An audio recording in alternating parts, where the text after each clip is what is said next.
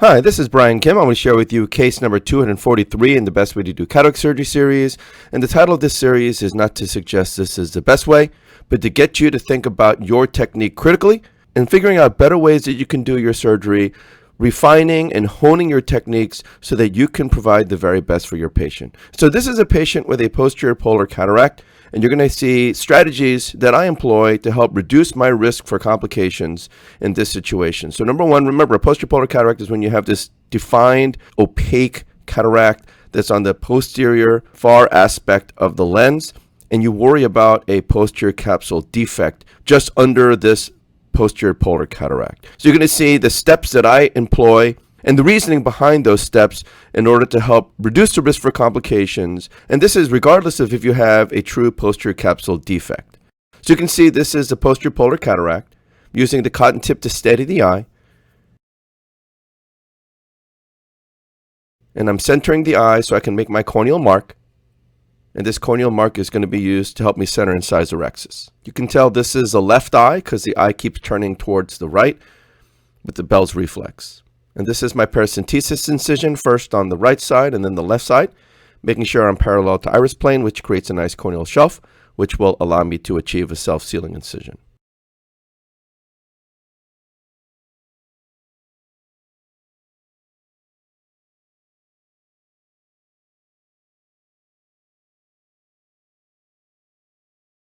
This is intracameral epinephrine, and then this is intracameral air. And so that's tip number one. I do suggest using trypan blue in this situation. You definitely need to have good visualization of your anterior capsule. And why is that? Because if you do have a posterior capsule rupture, you may end up having to put a sulcus lens in and then optic capture it. And you want to have a well-centered incisor-rhexis so you can do an optic capture with a sulcus lens. So go ahead and paint the anterior capsule surface with a trypan blue,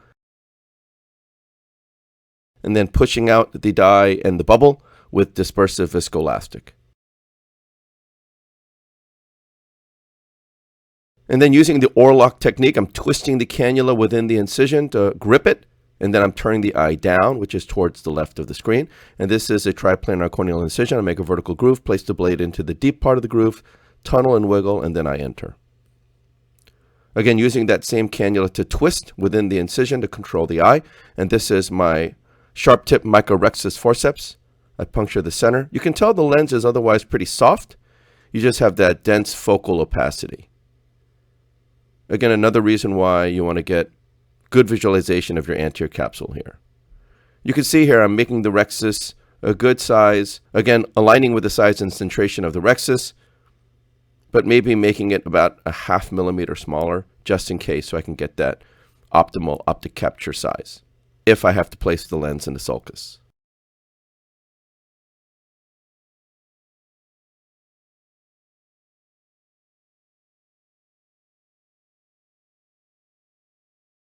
Okay, finish off the rhexis.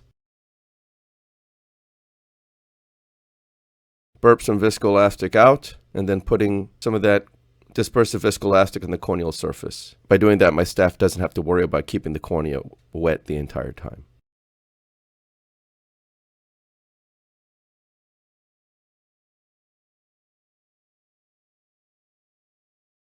So this is a Capsulorhexis hydrodissection technique, and this is the most important thing.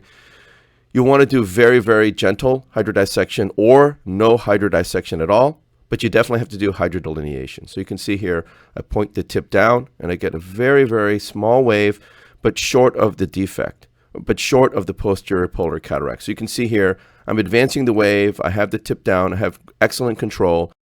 You can see the wave right here. And that wave, again, is short of that posterior polar cataract, because if there is a defect, I don't want to propagate that wave towards the defect and blow out the posterior capsule. Now go ahead and try to perform some more hydrodissection subincisionally here, pointing the cannula tip down there. And then now on the right side, I'm just sweeping a little bit going around, but I don't see really a wave here. And now after I do that, I'm going to do the hydrodelineation. So I take the cannula out, point the tip down, but I'm going to bury it into the meat of the epinucleus. And you know this because as I push the wave, it's a very fast wave and it's a straight line wave. In that instance, it was so fast you couldn't even really see it. And that's typically the characteristic of a hydrodelineation wave. It's just so fast. And so I have good hydrodelineation now. Again, it's not clear if there's a defect or not, but I've done the best I can to disengage the endonucleus from the epinucleus. I have a little bit of reverse pupillary block. Remove the surface epinuclear material, placing the chopper under the rhexis edge contra-incisionally, pointing to tip down, turning the phaco tip vertically sub-incisionally, cutting through the lens, cheese wiring it, and then performing the same maneuver, placing the chopper around the right heminucleus, hooking the peripheral lens, and pulling it centrally toward the phaco tip, and basically cutting the lens with the cross-chop maneuver. Grabbing that first quadrant up, eating it up, and then hooking the lens, the second quadrant with the chopper, popping it up out of the bag, and then eating it with the phaco tip. You can tell the lens is very soft, and because of good hydrodelineation, the endonucleus comes out very easily. So now the endonucleus is out. It's a matter of focusing on the epinucleus. And if possible, it's not always the case, so this is tip number 3, try to peel the epinucleus like you're trying to pull petals off of a flower all the way across. So you want to peel it to the point that it pulls it up a little bit, but you don't want to peel the part that's connected to the posterior polar cataract. So you can see I'm pulling contralaterally. But before I do that, I go ahead and switch the IA. So I take the chopper out, push BSS in, take the phaco tip out, and I go in with the INA handpiece. And so I decided maybe IA gives me better control. So I start sub-incisionally, and I'm going to start peeling the cortex and epinucleus together from anterior to posterior. And then I'm just going to go around circumferentially, trying to peel in a very controlled manner, but not peeling off the epinucleus and cortex in the area of the posterior polar cataract. So you can see I'm sweeping, trying to get good aspiration and vacuum.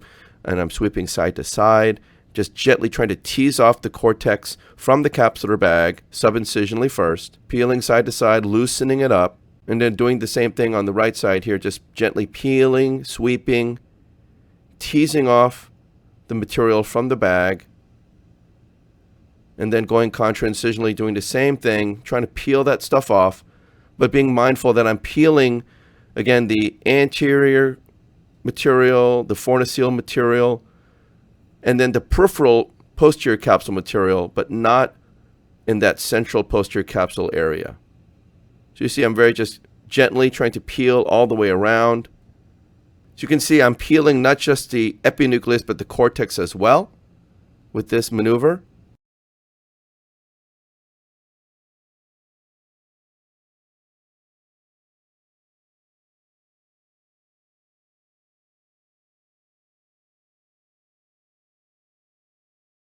There's still some cortex and epinucleus that's stuck within the capsular fornix up and to the left there.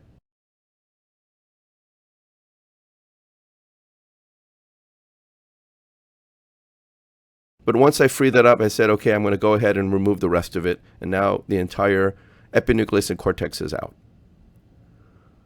Switch the polish mode, polishing the posterior capsule here and under the rhexis edge. So again, fortunately in this case, no actual defect, but at least we were prepared, and all the steps that we did, we assumed that there's going to be a defect, because if there is a defect, one, you'll have to have good anterior capsule visualization so that in case you need to put a lens in the sulcus or something like that. And then I performed very gentle hydrodissection, but then a very good hydrodelineation. I performed mechanical fracturing, double chop and cross chop. I was able to perform mechanical fracturing to disassemble the lens pieces. And because the endonucleus was disassociated from the epinucleus, I was very easily able to remove the endonucleus, which was soft, and then very carefully removing the cortex and epinuclear complex and peeling it all the way around 360 degrees, but sparing peeling off the portion that's in the area of the posterior polar cataract, and then doing that as the last step, removing it.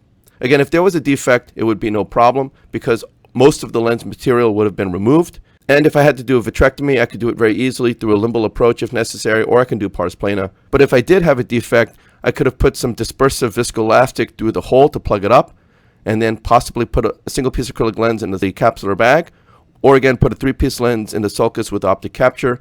May have been able to avoid vitrectomy altogether.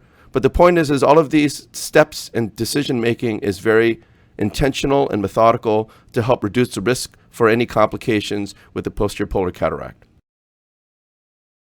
So I hope this was helpful to you, and I thank you for your attention.